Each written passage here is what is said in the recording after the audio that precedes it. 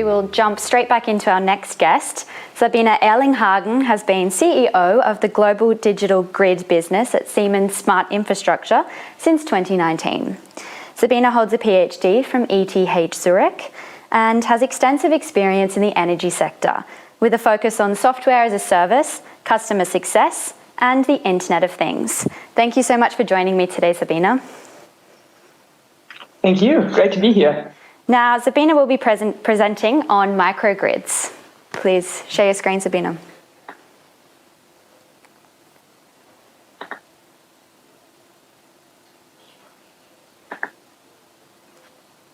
Wonderful. Thank you, Greta.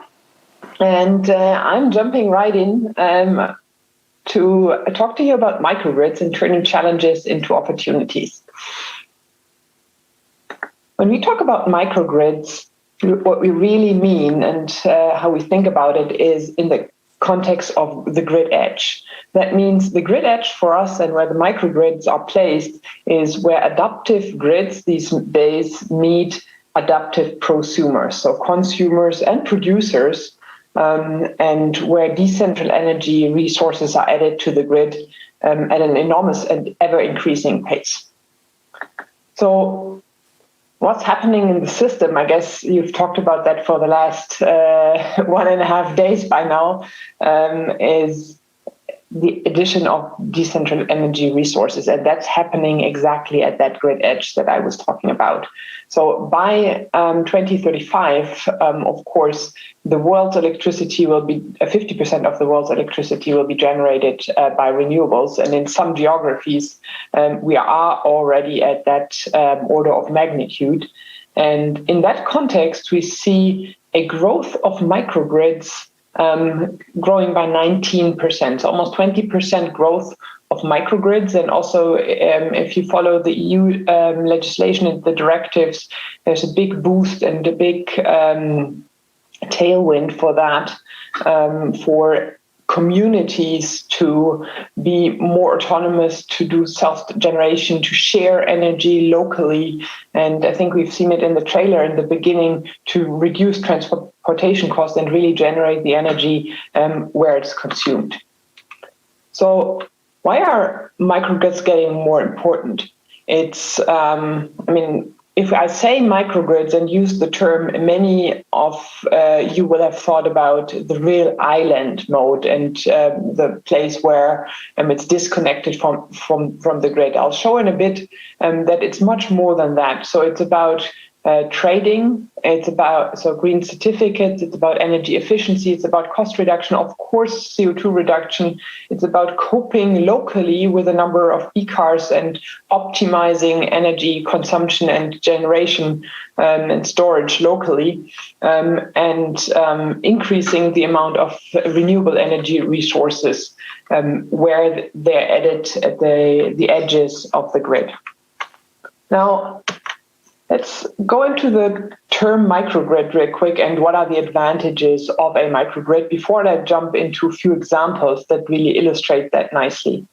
For us, a microgrid in the first place, and the very basic concept would be to get the transparency about what is the generation profile, what's the consumption profile, how are those energy flows going, how is the cost of those, and really being the master of your own energy profile and footprint, both in terms of cost as well as in terms of CO2. Now, of course, we need to push this further, and it's about really optimizing locally between consumption and generation and storage, and not only locally, but also take advantage and participate in energy markets. So really knowing what is the best time and the best place to feed back into the grid, to store and to participate in the different energy and flexibility markets that are out there to maximize not only the CO2 reduction, but also the economic return. And I come to that in an example later on. And of course, it's about optimizing the energy mix by adding especially storage to the mix. You can increase the amount of renewable and intermittent energy even more. And then last but not least, that's what came to mind maybe for a lot of you in the term microgrid. It's the option or the possibility to have grid independence and to go into island mode. But what we'll see is it's not all microgrids necessarily have that feature. All the other features are rich and a good reason to have a microgrid locally. Now, where do microgrids happen? For us, they happen almost everywhere. So it can be a campus, higher education, a university, it can be communities, it can be an industrial site. Think about the large industrial sites that we have not only in Germany, but around the world. It can be utilities, it can be really islands. That's when the island mode in its true sense comes into play, and it can be any critical infrastructure. And let me jump into 3 examples to give you the different facets of all of this. First example is what you might call the classical one. It's Terceira Island, which is the Azores. So really, really nice place. It's also UNESCO World Heritage.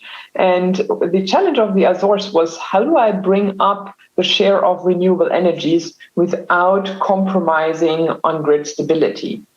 And with that microgrid that we could, a solution that we could help them install, they could increase the share of renewables by 60%, really reduce the diesel consumption, because that's the classical option that you have if you don't go intermittent. If you are on an island, you have a lot of diesel, which obviously creates a lot of CO2 emissions.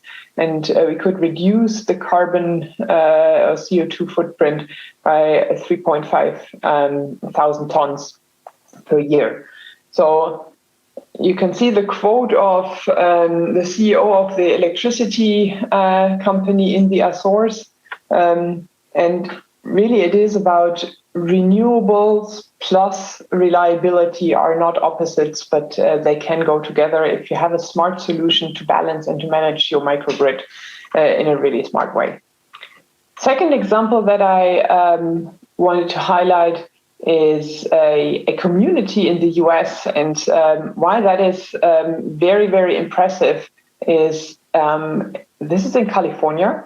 And California, you know, there were all those wildfires and really harsh conditions. And you see the director of Sustainability and Government Affairs of Blue Lake Rancheria, and he said, when public safety power shut off, so when the wildfires were out there and for public safety reasons the power was shut down, all the surrounding communities were in the darkness.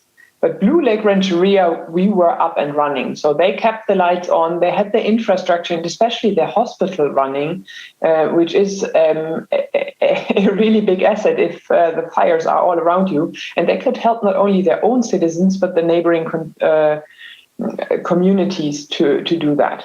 And interestingly enough, also in the recent days when the pandemic started, the profile of the consumption very suddenly started to change. So people were in home office, factories were running at lower capacity in the very early days of the pandemic.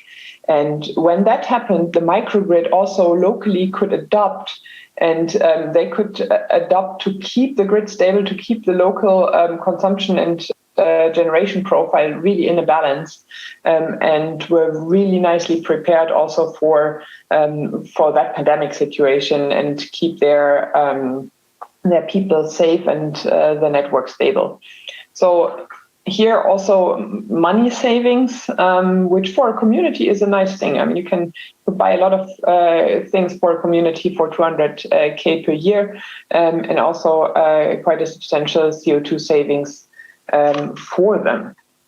And then last but not least, the third type of microgrid that I want to highlight real quick for you here is a water plant in Haßfurt, that is Germany.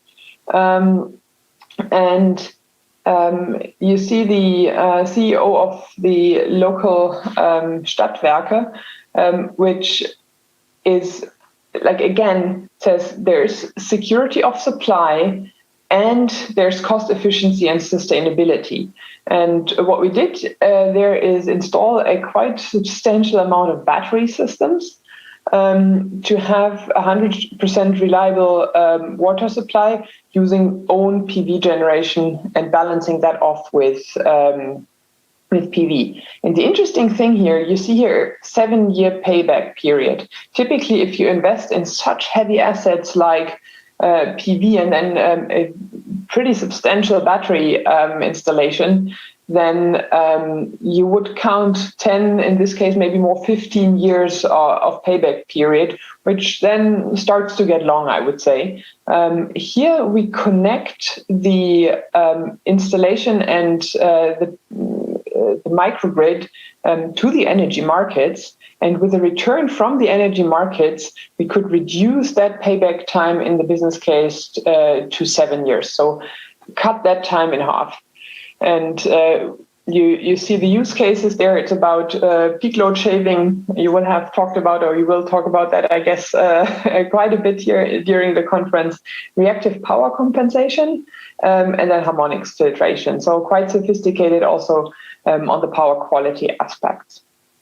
And those are my 3 examples, hopefully giving you a nice tour around what microgrids can look like, and also what are the benefits. And I'm glad to take your questions. And you've obviously showed a wide variety of applications here, but are there any limitations to microgrids? For example, certain geographical areas, economic conditions, or electrical systems where they aren't really a right fit? I mean, look, it definitely depends on the geographical area and also on the markets that you can play in. So there's a little bit of planning, both on the technical side as well as so for the dimensioning and for which type of resource fits best. So whether solar or wind might be better, how much storage you need, and just get that technical feasibility right, and also calculate the economic return. So that's something where I guess we help all our customers with to really get that right, either with a short study or a good proposal to take that into account. But there's really no condition I could imagine where you wouldn't really find a solution to do an improvement on at least CO2. Mm-hmm. Thank you. I'm really sorry we're going to have to leave it there today. We've got a jam-packed schedule, as I mentioned before, but it was really insightful, really interesting. Thank you so much for taking the time today, Sabine. Thank you, Greta.